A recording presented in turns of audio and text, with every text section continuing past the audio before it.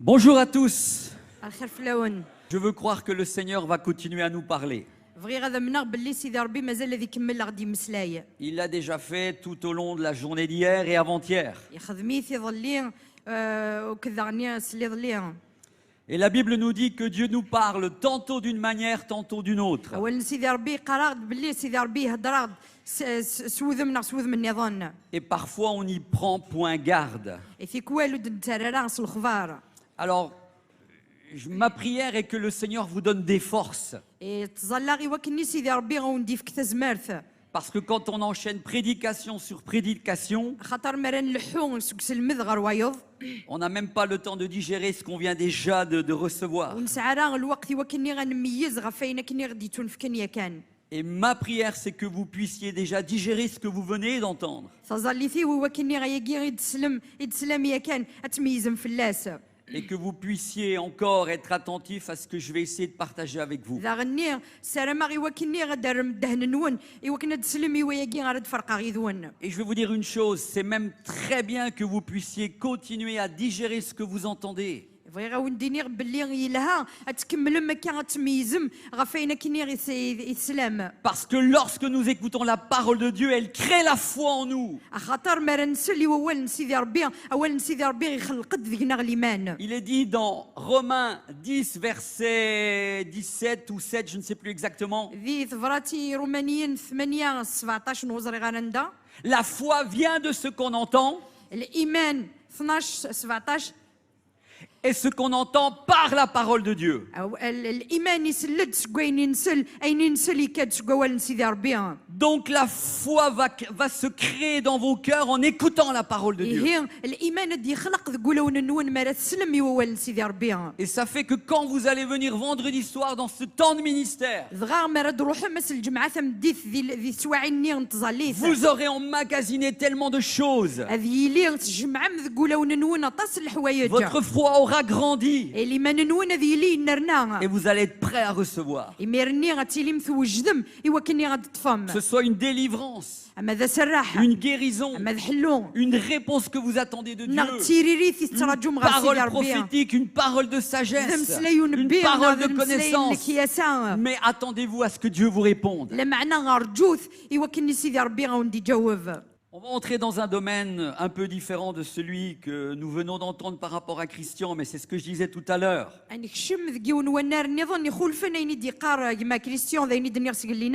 Dieu nous parle tantôt d'une manière, tantôt d'une autre. Et ce thème-là est une suite quelque part. Et quand j'étais en train de me préparer avant de venir ici, j'en ai parlé hier d'ailleurs, pour ceux qui étaient là. Je disais, Seigneur, quoi leur apporter là-bas? Parce que dans ces temps de jeûne et de prière, pour moi, ce qui est important, c'est qu'une parole de Dieu vous bénisse.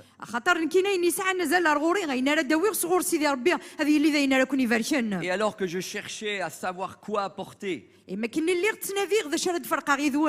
Seigneur m'a rappelé deux messages, deux thèmes que j'ai apporté seulement dans mon église, enfin dans l'église où je suis engagé. Je ne les ai pas encore apportés ailleurs. Et un de ces thèmes, c'est celui que j'aimerais développer maintenant. On peut mettre la première diapo. Et le thème, c'est les obstacles à l'exaucement de nos prières. Nous savons très bien que dans nos vies, et nous sommes dans un temps de jeûne et de prière.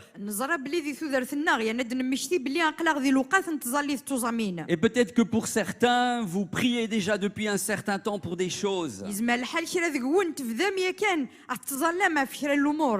Et vous avez l'impression que quand vous priez, il y a comme un obstacle.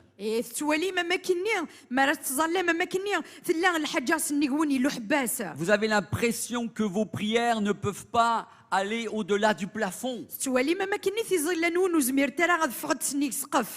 Et on va voir ce matin qu'il y a des obstacles à la prière. C'est une réalité. Et ces obstacles à la prière, on va voir ceux qu'on a l'habitude d'entendre. Mais il y a bien longtemps de cela, quand je réfléchissais à ce thème, que j'ai apporté dans l'église où je suis engagé, j'ai commencé à regarder ce qui s'était déjà fait, ce qui avait déjà été prêché là-dessus. Et ce qui revient souvent, c'est certains, on va dire certains obstacles qu'on va voir quand même. Mais le Seigneur aussi a commencé à me parler.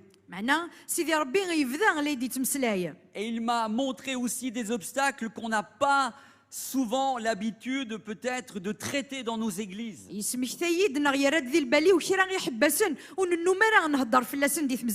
Et vous verrez à la fin de ce message la liste de tous ces obstacles qui, je crois, le Seigneur m'a donné. Et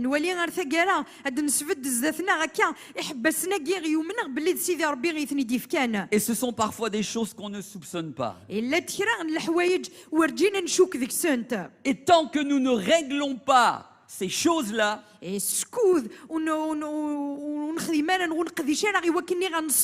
aurez beau prier, vos prières ne dépasseront pas le plafond. Parce que le Seigneur ne peut pas agir dans nos vies. Le Seigneur ne peut pas répondre à nos prières quand dans nos vies il y a des choses qui font obstacle. Et je crois que dans certaines choses que je vais évoquer ici, parmi l'auditoire que nous sommes ce matin, je crois que certains vont se retrouver dans ces obstacles. Et si dans ce que je vais évoquer vous dites oui, c'est vrai, je vis ça, alors à la fin du message, il sera important que vous régliez ça devant Dieu. Et comme l'a fait Christian, si on a le temps, j'essaierai de donner un laps de temps pour que chacun puisse se remettre en question par rapport à ces choses.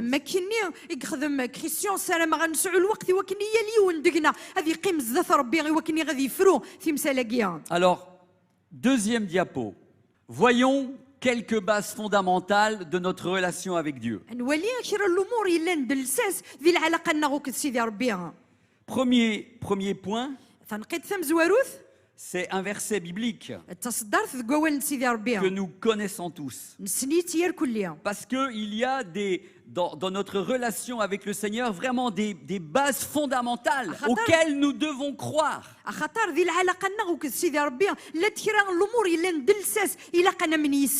Et la première pour moi, c'est ce verset qui dit dans Hébreux 11, verset 6,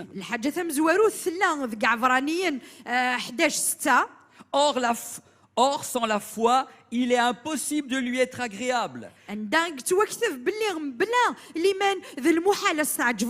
Car il faut que celui qui s'approche de Dieu croit que Dieu existe.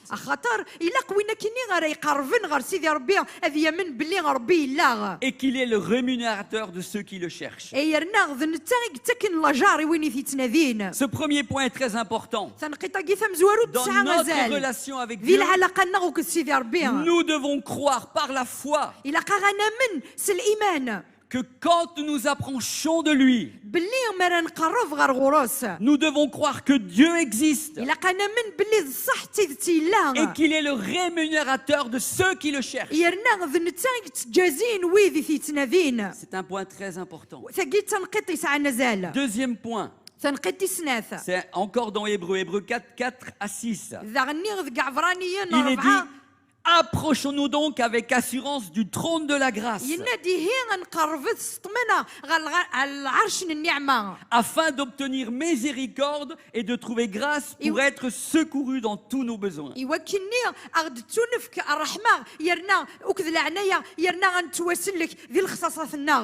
il est aussi très important ce point. Quand nous nous approchons du Seigneur devant ce trône de grâce,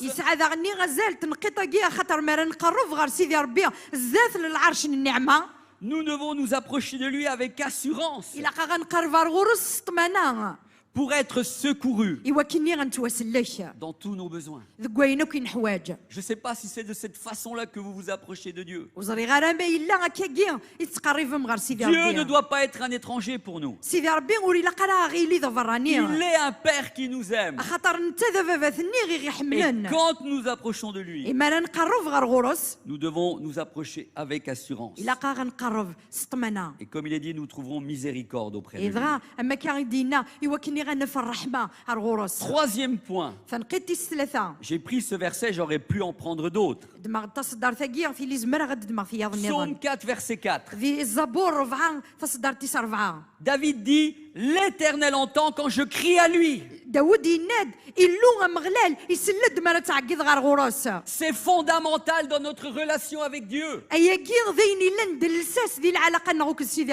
vous ne croyez pas que lorsque vous vous approchez du Seigneur, il entend ce que vous êtes en train de lui dire, il y a un problème.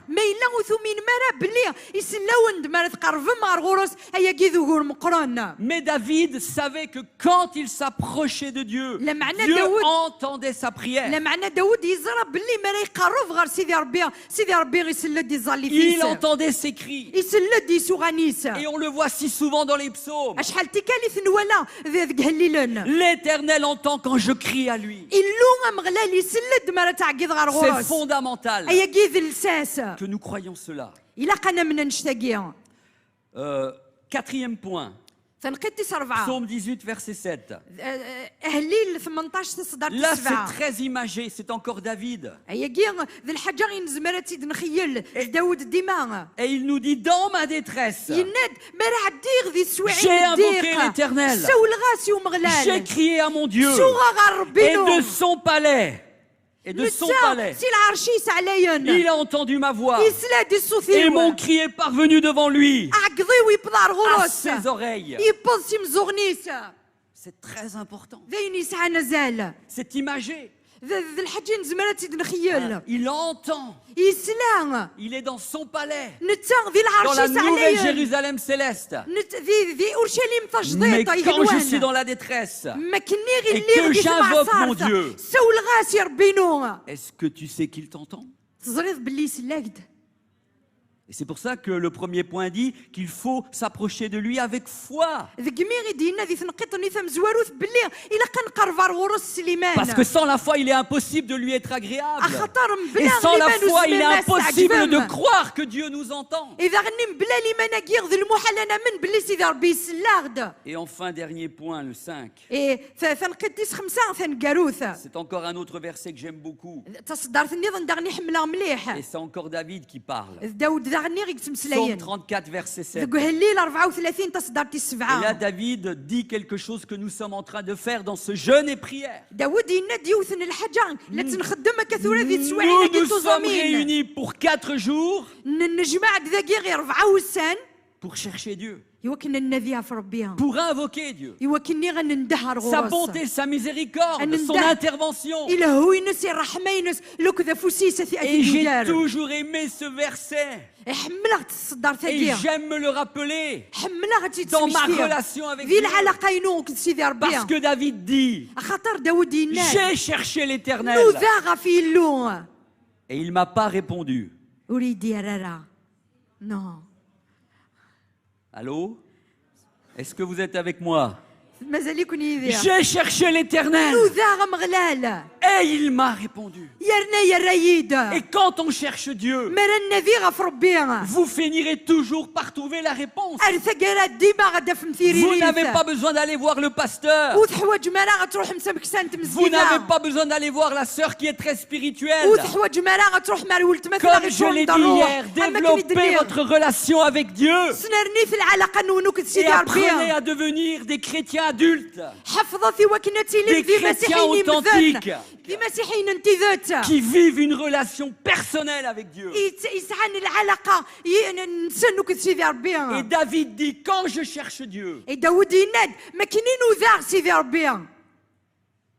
j'obtiens une réponse. J'ai cherché l'Éternel. Il m'a répondu.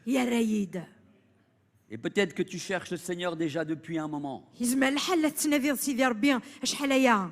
Mais il se peut aussi qu'il ne t'ait pas répondu. Et ça, on va le voir pourquoi. Parce que nous sommes dans le thème. Qu'est-ce qui fait obstacle à nos prières? Mais Dieu dit qu'il nous répond toujours. Et je veux croire que cet après-midi, ce matin, le Seigneur va vous répondre. Nous avons vu les bases qui sont les bases fondamentales de notre relation avec Dieu. Prochaine diapo. Quelle est la condition pour que Dieu nous exauce? Il y a des conditions pour que Dieu nous exauce. Et là, j'ai pris 2 versets que vous connaissez très bien, qui me semblent très importants. Ce verset de 1 Jean 5, verset 14.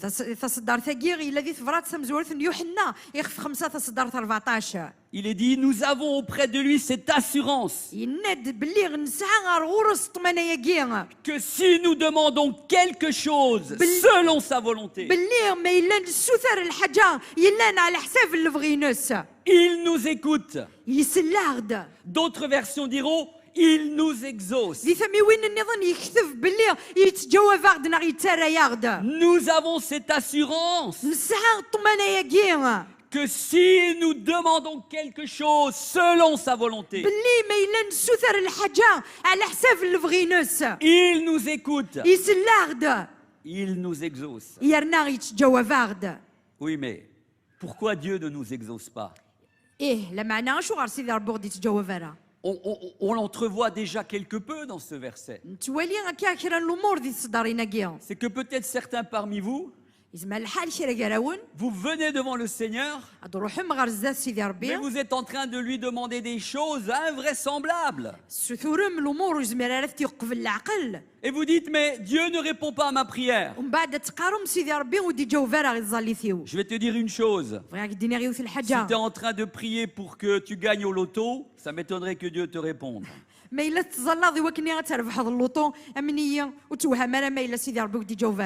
Et si tu joues au loto et quelqu'un te répond, moi je ne crois pas que c'est le Seigneur qui te répond. Parce que quand on est chrétien, on ne s'attend plus au jeu. Quand on est chrétien, on vit par la foi dans les promesses de Dieu. Et nous nous attendons à ce que Dieu nous réponde, lui, avec ses promesses. Et la monnaie, l'argent du ciel, c'est la foi. Et c'est très important que tu t'attendes à Dieu et non au jeu. Et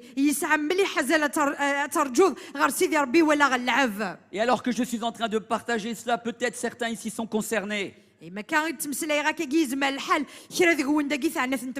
peut-être certains qui regarderont aussi cette vidéo, qui regarderont cette émission. Et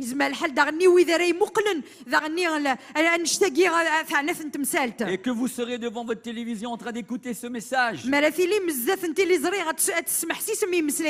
Sache que Dieu ne répondra pas au loto. Dieu n'est pas dans ces choses-là. Mais Dieu va te répondre si tu mets ta foi en lui. Trop de gens, même des chrétiens, viennent à l'église. Et au lieu de compter sur le Seigneur, en cachette, ils jouent au jeu, aux loteries, s'attendant à gagner. Si un jour tu gagnes à la loterie, je vais te dire, c'est pas Dieu qui te fait gagner. C'est le diable. Parce qu'il veut ta perte. Et il va dire, t'as vu, t'as gagné. Et tu es tout content. Et puis à la fin du mois, tu vas avoir ta paye. tu vas encore jouer. Et tu vas mettre ta famille en danger. Parce que cette fois-ci, tu ne vas pas gagner. Mais tu vas tout perdre. Fais attention à ça. Nous avons auprès de lui cette assurance que si nous demandons quelque chose selon sa volonté, et il y a beaucoup de choses auxquelles Dieu ne répond pas dans ta vie parce que tu fais des prières qui ne sont pas selon sa volonté.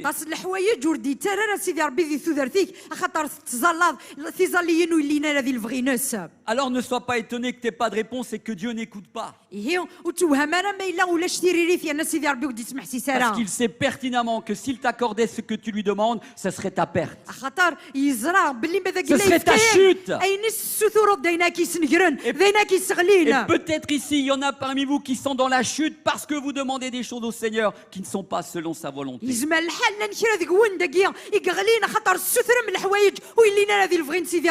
Mais vous êtes dans la chute, vous êtes en bas parce que vous avez désobéi en demandant des choses que Dieu ne voulait pas vous accorder, mais malgré tout, vous avez continué dans cette direction.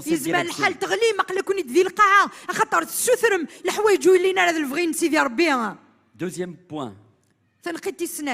Il est dit aussi, j'ai pris ce verset, nous savons que Dieu n'exauce point les pécheurs. Ce verset se trouve aussi dans Jean, donc Jean 9, verset 31. Et ça, c'est pas une révélation, nous le savons tous.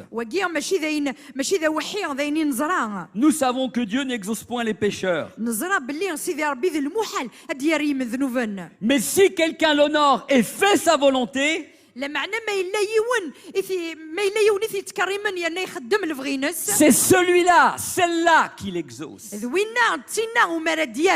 Mais si quelqu'un honore Dieu et fait sa volonté, c'est celui-là qui l'exauce. Et c'est important d'honorer Dieu dans ce que nous faisons. Honorer, avoir la crainte du Seigneur. Vivre une vie chrétienne authentique en dehors de l'église. Honorer Dieu, c'est pas l'honorer dans ces 4 jours de prière. Et venir ici pour recevoir la bénédiction alors que peut-être depuis déjà un certain temps ou toute la semaine, vous avez vécu des choses qui ne sont pas à la gloire de Dieu.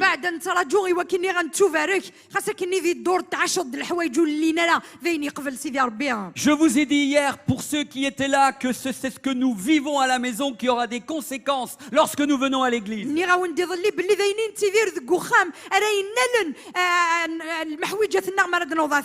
que tu vis avec Dieu à l'extérieur, dans le secret, Dieu le voit. Entre dans ta chambre. Et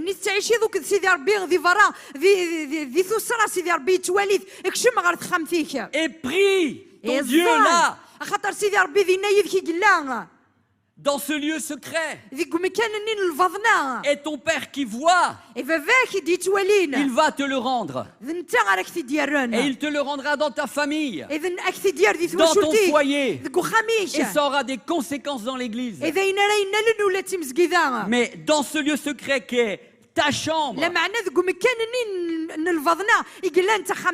c'est déjà là que tu honores Dieu, que tu gagnes des victoires. Matthieu 6, 6. Entre dans ta chambre. Et il est dit que celui qui l'honore et fait sa volonté, c'est celui-là que Dieu va exaucer. Alléluia.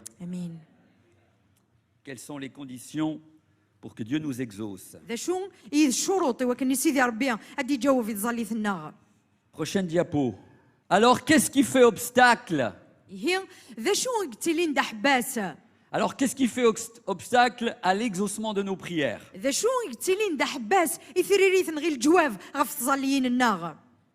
Premier verset, Jacques 4, verset 3. Il est dit ceci. Vous demandez et vous ne recevez pas. Parce que vous demandez mal. Dans le but de satisfaire quoi? Vos passions. C'est ce que je viens d'évoquer un peu là déjà avant. Vous demandez et vous ne recevez pas de Dieu. Parce que vous demandez mal. Dans le but de quoi?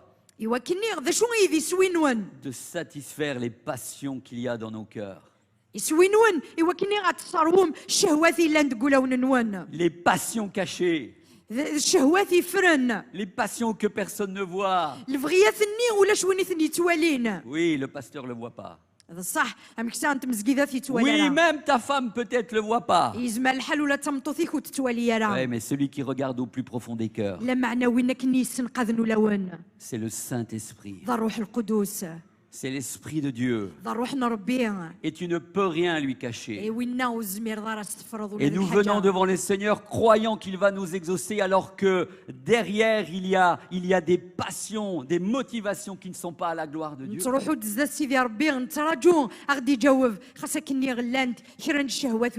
pouvez tromper un homme. Vous pouvez tromper votre pasteur. Vous pouvez tromper vos amis. Même vos enfants. Mais vous ne tromperez jamais le Seigneur. Parce qu'il est celui qui regarde jusqu'au fond des cœurs. Nous demandons parfois pour satisfaire ces passions charnelles qui sont là dans nos cœurs.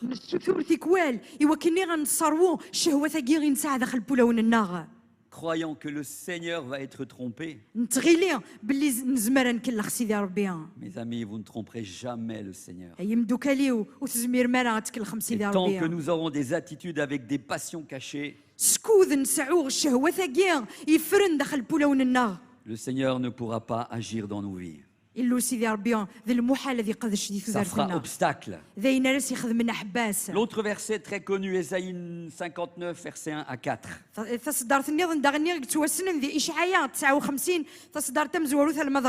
Là, le Seigneur aussi nous révèle qu'est-ce qui fait obstacle. Et c'est un verset que nous connaissons beaucoup, c'est versets 3, 4, 3, de 2, c'est versets de Ésaïe de 1 à 4. Combien de fois nous les avons déjà lus? Mais arrêtons-nous dessus quelques instants. Le Seigneur nous parle avec bonté dans ce premier verset. Et il dit non, la main de l'Éternel n'est pas trop courte pour sauver. Ni son oreille trop dure pour entendre. Mais ce sont vos crimes qui mettent une séparation entre vous et votre Dieu. Et j'ai mis en lettres rouges. Ce sont vos péchés qui vous cachent sa face et l'empêchent de vous écouter. Ce sont mes péchés qui me cachent sa face et m'empêchent qu'il m'entende. Car vos mains sont souillées de sang et vos doigts de crime. J'ai écrit en lettres rouges. Vos lèvres profèrent le mensonge. Votre langue fait entendre l'iniquité. Nul ne se plaint avec justice. Nul ne plaide avec droiture. Il s'appuie sur des choses vaines et disent des faussetés. Ils conçoivent le mal et enfantent le crime. Ce verset est tellement important. Ce sont toutes ces choses qui font que Dieu ne peut pas nous écouter. Mais le Seigneur nous dit, sa main Elle n'est pas trop courte pour nous bénir, pour nous toucher, pour nous guérir. Mais parfois, ce sont ces faussetés, comme il est dit tout à la fin, que nous prononçons. Ce sont les lèvres qui profèrent le mensonge, la langue qui profère l'iniquité, qui fait que Dieu ne peut pas répondre à nos prières. Amen. Allez, prochaine diapo. On va avoir un premier obstacle cette fois-ci, qui est un obstacle concret. Et comme je vous ai dit en début de ce message, j'ai regardé un petit peu ce qui se faisait dans ce domaine, qu'est-ce qui avait déjà été apporté, prêché. Et un des obstacles qui est vraiment un obstacle à l'exaucement de nos prières, c'est le refus de pardonner. Et je pense que celui-là peut-être va concerner certains parmi vous. Celui-là, il est très connu comme obstacle. Il est très connu, mais nous sommes tellement têtus que le Seigneur va nous parler encore ce matin. Et peut-être encore, il y en a qui vont résister, qui ne voudront pas pardonner. Et je veux te dire une chose, si tu ne pardonnes pas, Dieu ne te pardonne pas non plus. Et ça va être un réel obstacle dans ta vie chrétienne. Parce que quand tu vas prier, le Saint-Esprit est en train de te dire: règle avec telle personne. Tant que tu n'as pas réglé, je ne peux pas exaucer ta prière. Et il est dit ceci dans ce verset de Marc 11, 25 à 26. Il est dit ceci: et lorsque vous êtes debout faisant votre prière, si vous savez que quelqu'un a quelque chose contre vous, pardonnez, afin que votre Père qui est dans les cieux vous pardonne aussi vos offenses. Et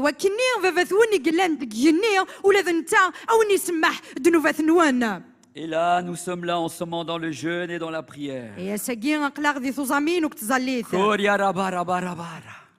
Seigneur, je t'aime. Seigneur, tu es merveilleux. Et le Saint-Esprit nous parle. Oui, je suis merveilleux. Oui, mais tu ne sais pas qu'il y a quelqu'un qui a besoin de ton pardon là? Tu lèves les mains vers moi. Et il y a si longtemps que je te demande de pardonner cette personne. C'est ça la réalité. Qui c'est là au milieu de nous qui vit ça? Je ne sais pas. Mais je sais que toi tu le sais.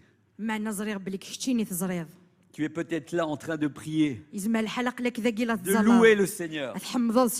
Mais il y a quelque chose qui fait obstacle. Le Saint-Esprit vient et te dit: pardonne, va trouver le frère, va trouver la sœur, va trouver ton fils, va voir le pasteur, va voir la femme du pasteur. Oui, mais elle m'a fait tellement de mal. Et tu sais comment il m'a critiqué ou elle m'a critiqué.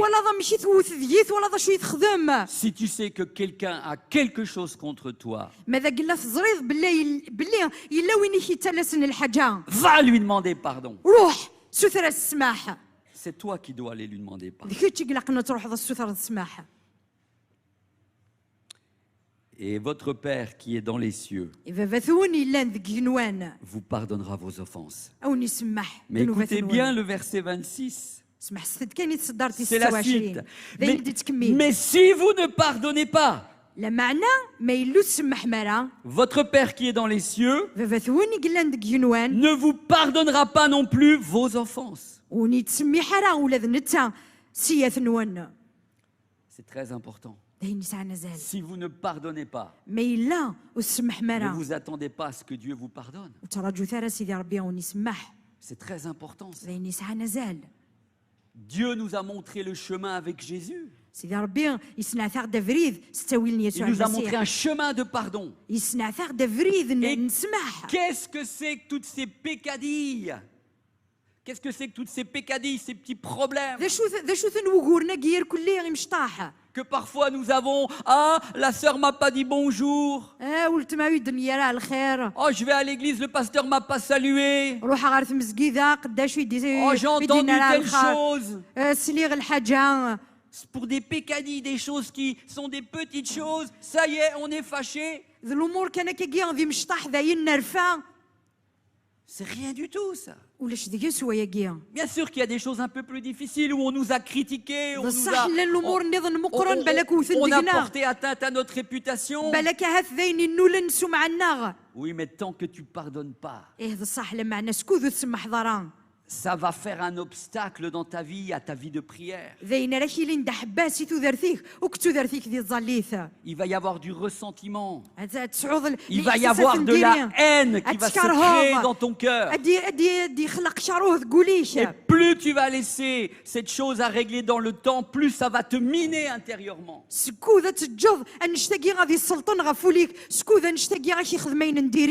Je n'ai pas le temps ici d'évoquer ces choses. Mais le manque de pardon, ce que ça crée en nous, le ressentiment, la haine, finit par nous détruire. Il y a des gens qui sont malades à cause de ça, qui ont des ulcères, ou des maladies se déclenchent à cause du manque de pardon. J'ai écrit ceci. Quand nous refusons de pardonner aux autres, une racine d'amertume grandit dans notre cœur et étouffe notre prière. Quand nous refusons de pardonner aux autres, une racine d'amertume grandit dans notre cœur et étouffe nos prières. Et enfin, j'ai écrit « Refuser de pardonner ». Cela implique que les prières que nous adressons au Seigneur seront bloquées. Si nous refusons de pardonner, nos prières seront bloquées. Un deuxième point qui est très important, et que lorsque nous entendons donc prêcher sur tout ce qui est obstacle à nos prières, ce point-là vient souvent.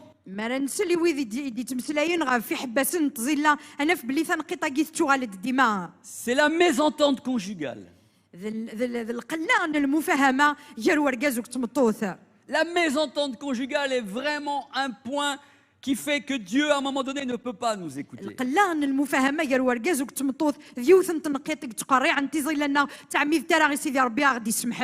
peut pas répondre à nos prières.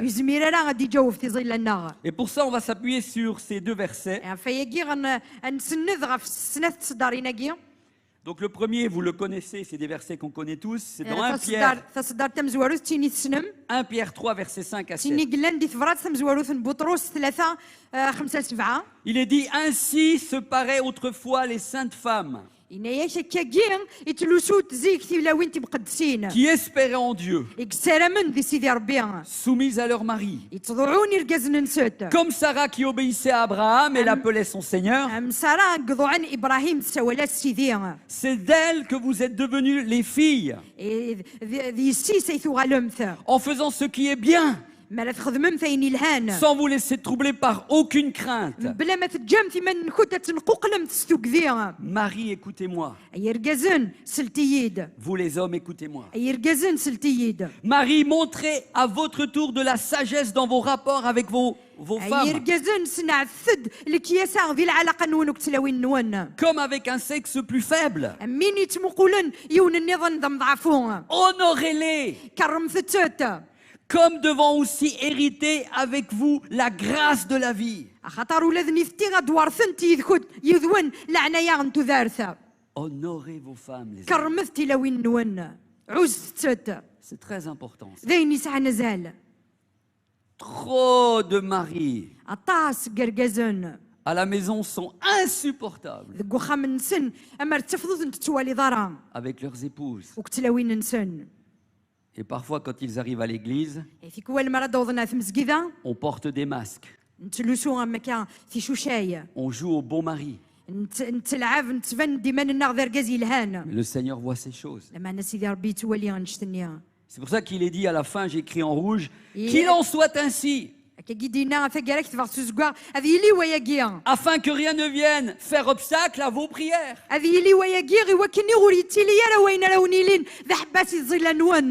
Si tu n'honores pas ta femme, aussi bien à l'église qu'à l'extérieur, devant tes enfants, devant tes amis, ça va être un réel obstacle à ta vie de prière. Parce que ta femme souffre. Tout le monde le voit. Mais toi, tu fais comme si de rien n'était. Et tu t'étonnes que le Seigneur ne réponde pas à tes prières. Le Seigneur dit honore ta femme. Aime-la comme étant un sexe plus faible. Mais tellement importante. Mais tellement importante. Parfois, nous avons à nos côtés quelqu'un de tellement précieux. Elle est une aide que le Seigneur a placée à notre côté. Beaucoup le voient. Mais toi, tu passes ton temps à l'écraser. Tu passes ton temps à lui faire des reproches. Au début, quand on se marie, tout est beau. Elle est belle, il est beau. Et quelques années après, c'est plus la même femme, elle a changé. Oui, elle a peut-être changé parce qu'elle a eu des enfants, elle est un peu plus forte. Mais c'est toujours la femme que Dieu a mis à tes côtés. Et le Seigneur te demande de l'honorer. Ensuite, il est dit dans 1 Corinthiens 7, versets 3 à 5, que le mari accorde à sa femme ce qu'il lui doit. Et que la femme agisse de même envers son mari. Et là, le verset 4 est très important, car le corps de la femme ne lui appartient plus. Il est à son mari. De même, le corps du mari ne lui appartient plus. Il est à sa femme. Verset 5, très important. Ne vous refusez donc pas l'un à l'autre. Vous pouvez certes convenir mutuellement de renoncer pour un certain temps à vos relations. À vos relations conjugales. Pour un temps, vous pouvez éviter. Ici, il est parlé des relations sexuelles.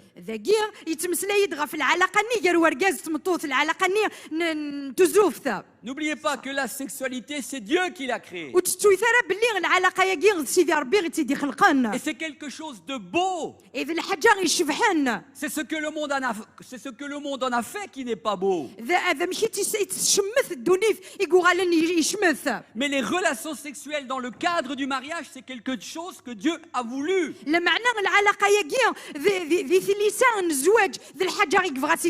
c'est quelque chose d'extraordinaire que Dieu nous a fait comme cadeau, la sexualité. Et là, il est dit tout au début, c'est Paul qui parle. Ne vous refusez pas l'un à l'autre. Autrement dit, épanouissez-vous dans les rapports sexuels. Parce que le corps de la femme ne lui appartient plus et le corps de l'homme ne lui appartient plus, mais ils appartiennent l'un à l'autre.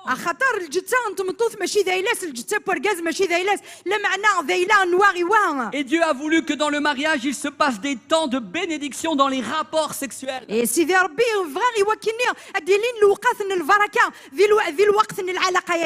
la seule condition où on peut se refuser l'un à l'autre, c'est comme il est dit ici, c'est si d'un commun accord, tu vas vers ta femme et tu lui dis, écoute, ça fait un certain temps que ma vie de prière a un petit peu baissé. Excuse-moi ma chérie, mais je viendrai peut-être pas pendant ces jours qui vont venir me coucher en même temps que toi. Parce que je veux prendre du temps avec le Seigneur pour prier. Et s'il y a ce dialogue, la femme dira, mais mon chéri, pas de problème. Va devant ton Seigneur. Mais il est dit pour un temps. Pour un temps et d'un commun accord. Pour vous consacrer davantage à la prière. Parce que la suite du verset dit, mais que ce soit pour une courte période après laquelle vous reprendrez vos rapports.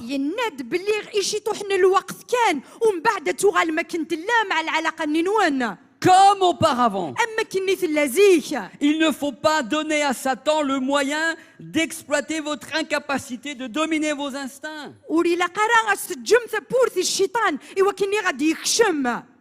Pour un temps. Parce que sinon, mes amis, si vous restez trop longtemps, et c'est important de parler de ces choses dans l'église. La sexualité est un cadeau de Dieu. Et si pour un temps on va qu'à la prière et on laisse son épouse ou son homme, le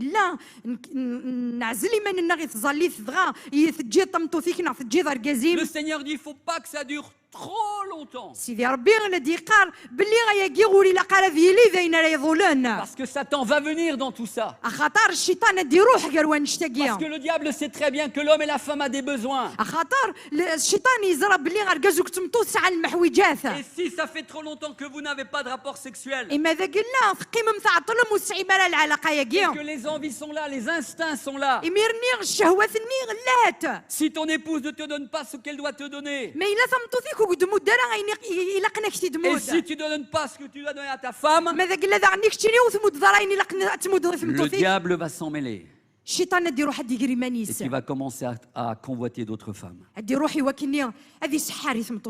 Et il va commencer à convoiter d'autres femmes. Mais c'est vrai pour l'homme et c'est vrai pour la femme. C'est très important ça. Et parfois dans le couple, lorsqu'il y a des tensions, on commence à faire du chantage au mari. Ou le mari commence à faire du chantage à sa femme. Puisque c'est ça, on n'aura pas de rapport sexuel. Et quand vous commencez à faire cela, vous commencez à être en danger dans votre couple. Parce que les instincts que nous avons les uns et les autres, et c'est vrai, vous le savez très bien. Et je commence à venir dans l'église. Et je commence à regarder la sœur. Je commence à regarder tel homme. Quand je suis dans la rue, je commence à convoiter. Peut-être je commence à aller sur Internet en secret. Et je commence à aller sur des sites porno. Je commence à aller acheter des films pornographiques. Quand je vois des images de femmes avec la publicité où elles sont en slip, je commence à regarder. Il ne faut pas que Satan ait le moyen d'exploiter votre incapacité à dominer vos instincts. Comment pouvoir dominer nos instincts charnels dans le sens lorsqu'on a envie de notre femme ou de notre mari?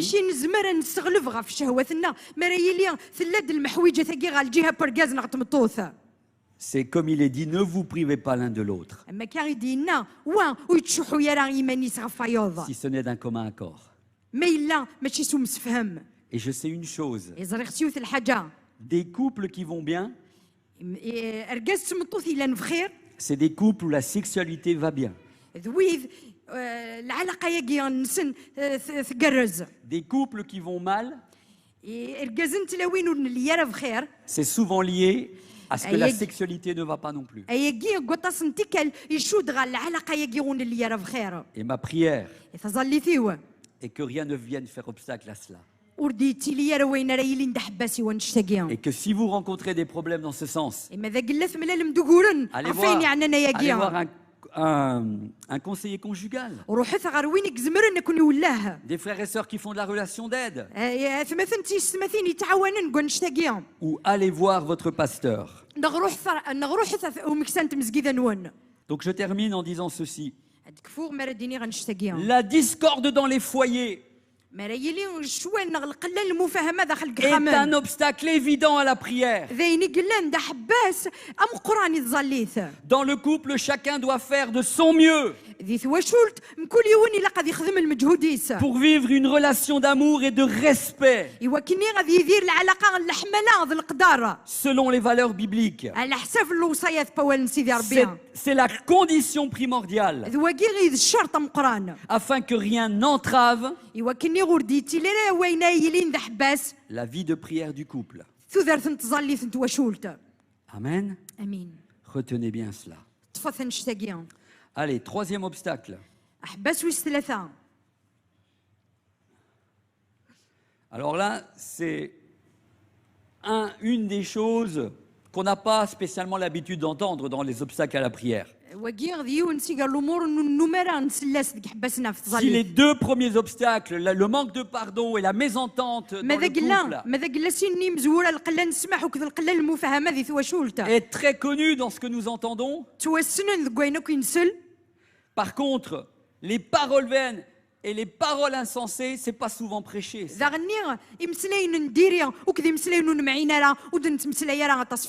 Et ça, c'est quelque chose que le Seigneur m'a révélé dans ces moments où je préparais ce message. Parce que je me suis aperçu dans ma marche avec le Seigneur. Et je dis ça vraiment en toute simplicité, sans vouloir condamner qui que ce soit ici. Parce que je connais pas, je vous connais pas, je connais pas vos vies. Mais j'ai été parfois confronté à des situations dans ma vie chrétienne où des frères et des sœurs avaient donné leur vie à Jésus. Réellement. Mais par contre, il y a quelque chose qui n'avait pas changé. C'est leur langage. Quand tu les entends, ils continuent à jurer. Ils disent des fois des plaisanteries qui n'ont rien à voir avec la vie chrétienne. Et moi, personnellement, quand j'entendais ça, ça me choquait. Je dis, Seigneur, mais comment ça se fait que ces gens t'ont donné leur cœur et leur vie et ils continuent à jurer ou ils continuent à avoir des propos comme j'entends?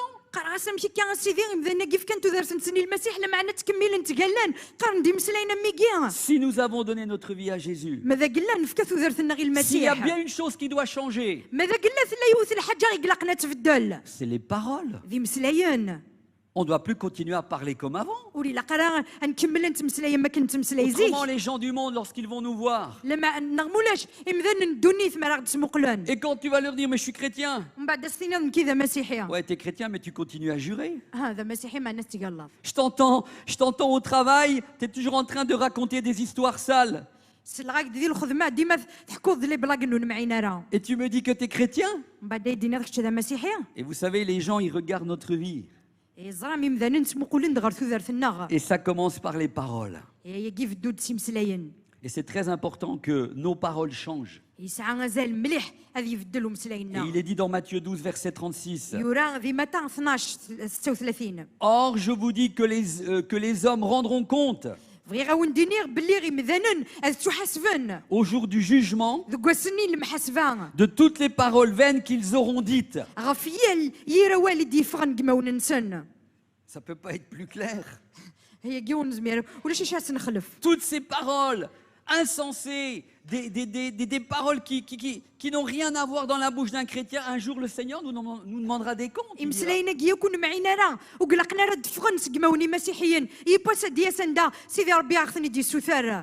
C'est pour ça que le verset de Éphésiens 4, verset 29 dit qu'il ne sort de votre bouche aucune parole mauvaise. Mais s'il y a lieu quelques bonnes paroles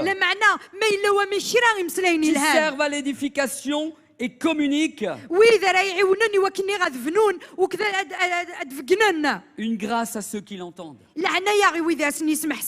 ne peut pas être plus clair. Qu'il ne sorte de votre bouche aucune parole mauvaise.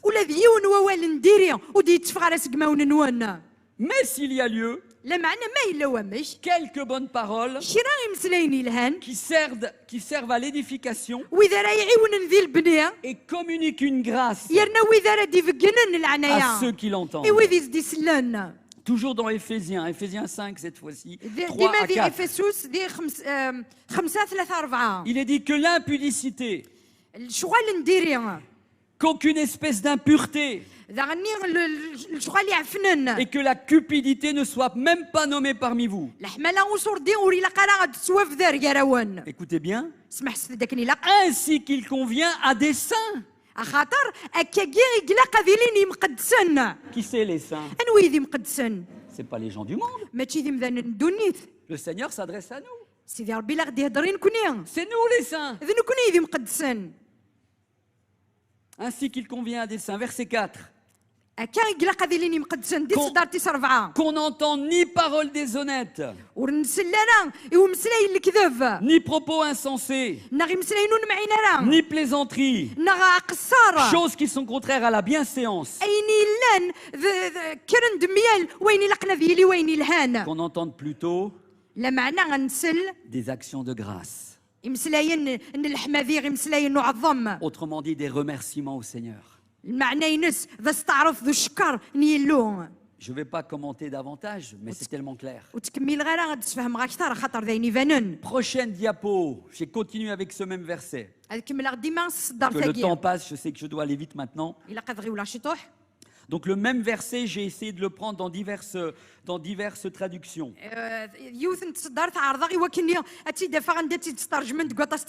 Donc le verset de Éphésiens 5, versets 3 à 4. J'ai voulu voir ce que d'autres versions disaient de ce verset. Et c'est très intéressant de voir aussi ce que d'autres versions disent, parce que ça nous donne encore une autre compréhension. Là, la traduction PVV dit ceci. Quant à l'immoralité, sous toutes ses formes, à l'escroquerie, ou aux différents vices, Qu'il n'en soit même pas question parmi vous. Ce ne sont pas des sujets de conversation pour des gens qui appartiennent à Dieu.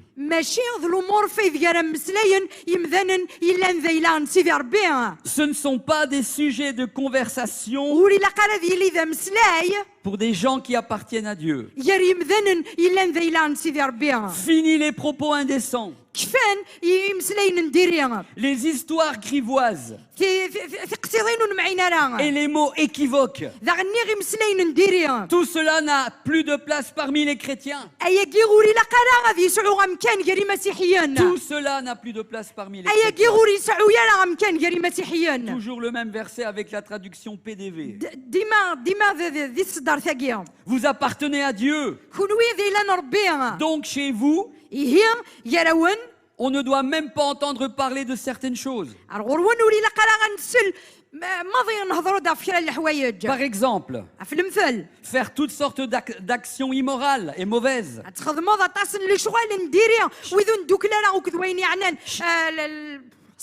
Chercher à avoir tout pour soi.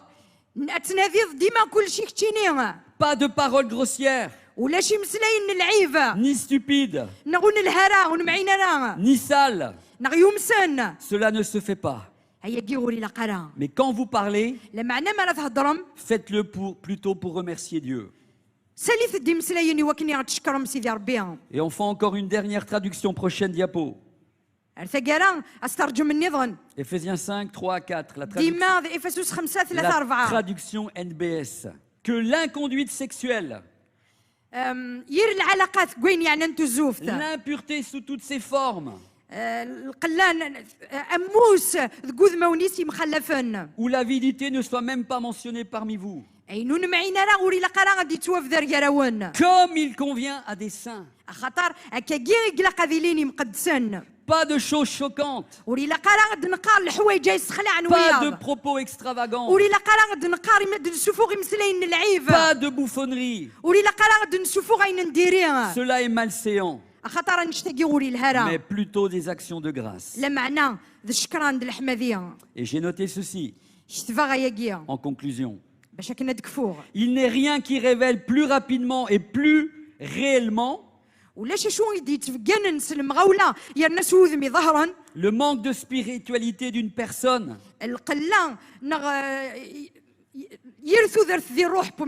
que ses paroles vaines, ses plaisanteries et ses propos insensés. Quand vous regardez quelqu'un parler, vous pouvez déjà mesurer quel est l'état de la personne quelque part au travers de ses paroles. Et surtout quelle est réellement sa spiritualité aussi. Surtout quand elle prétend qu'elle est chrétienne. Et que ses paroles n'ont pas changé. Et je conclus en disant, les paroles qui ne servent pas à l'édification sont vaines. Inutiles, vides et sans profit. Ce sont des paroles perdues. Allez, prochaine diapo. La liste des obstacles à l'exaucement de nos prières.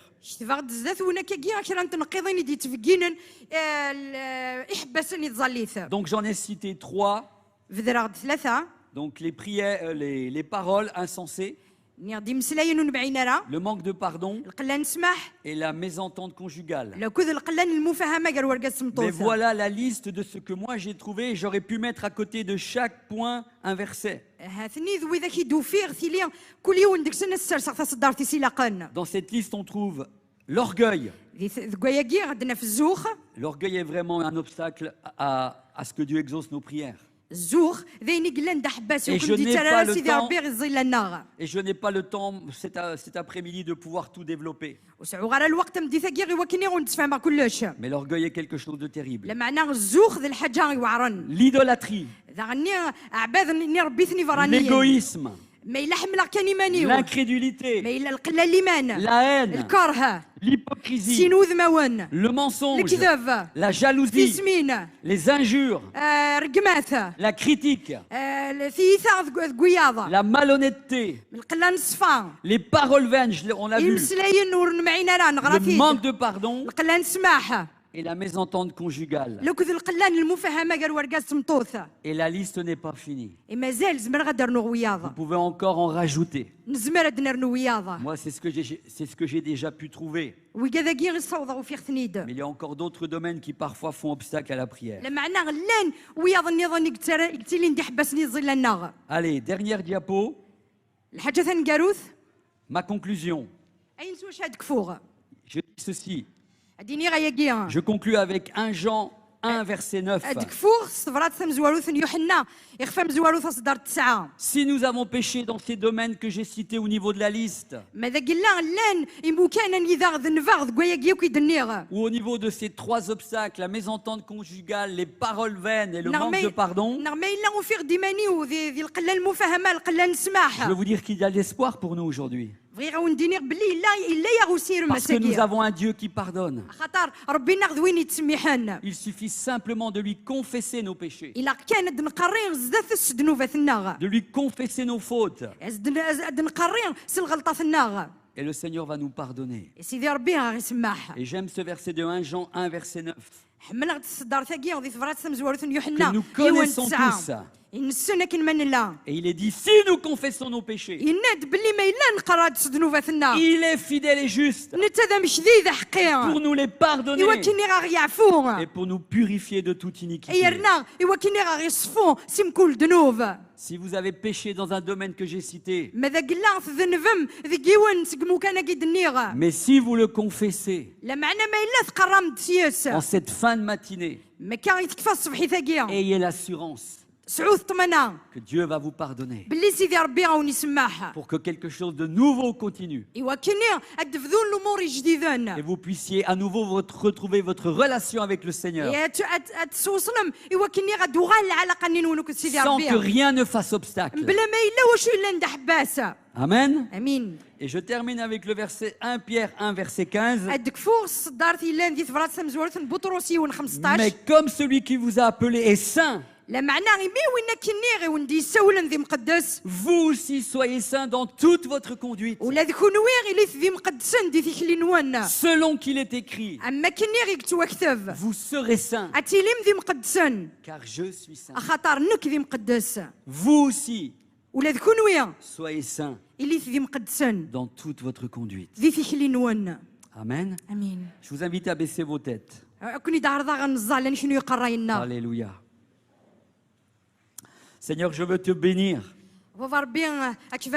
Seigneur, parce que dans ce moment, tu étais là. Seigneur, cet après-midi, en développant ce message, je n'ai voulu condamner personne. Mais je crois, Seigneur, comme je l'ai dit en début de prédication, que tu m'as rappelé ce message pour le prêcher ici. Et Seigneur, j'ai essayé de le prêcher avec tout mon cœur. Aussi, je te prie, Seigneur, alors que maintenant je veux lancer un appel, je veux simplement demander à ceux et celles qui se retrouvent dans tout ce que j'ai évoqué, le manque de pardon, la mésentente conjugale, les paroles vaines, les propos insensés, toutes ces paroles qui parfois font que, Seigneur, nous démontrons que nous ne sommes pas des hommes et des femmes spirituels.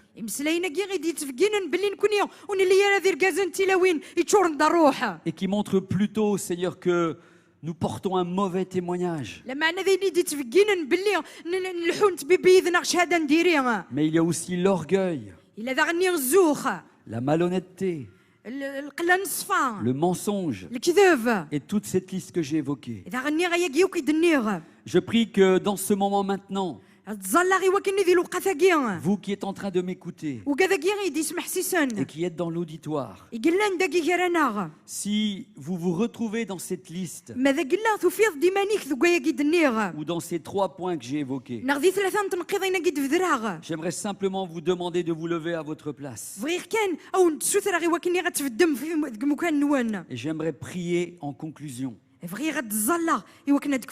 afin que vous receviez le pardon de ce péché ou de ces péchés.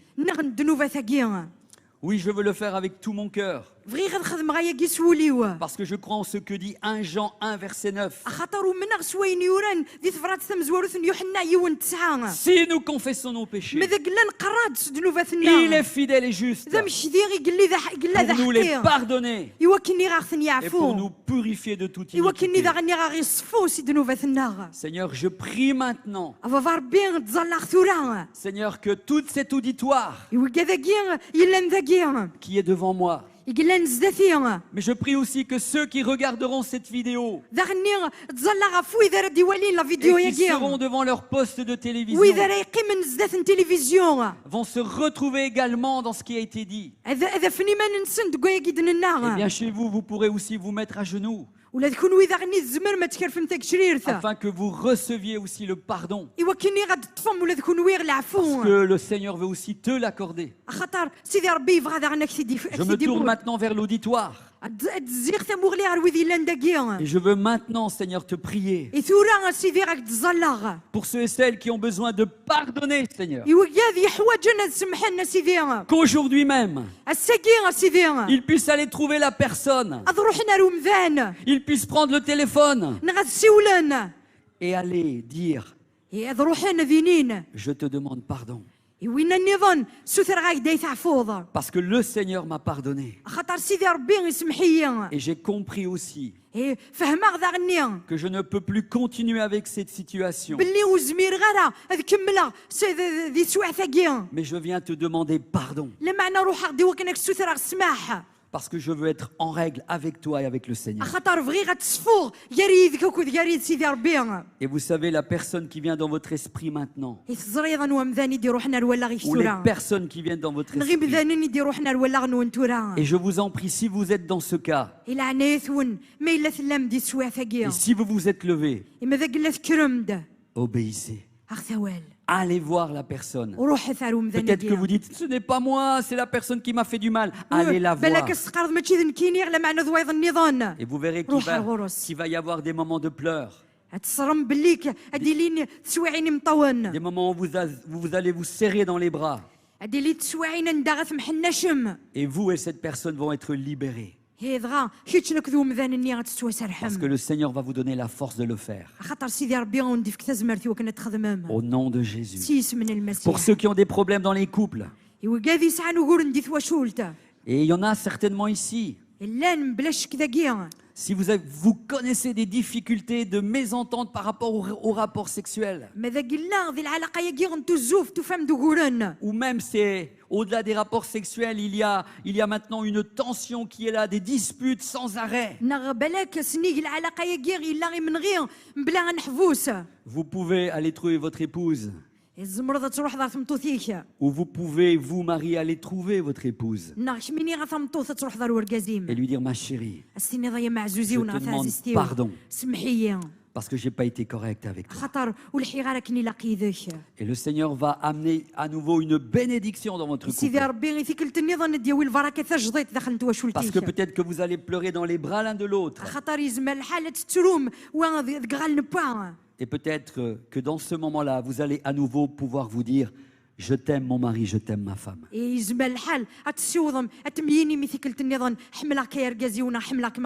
proclame que dans ces couples qui ont ces difficultés, une atmosphère de joie et de paix va revenir dans le foyer.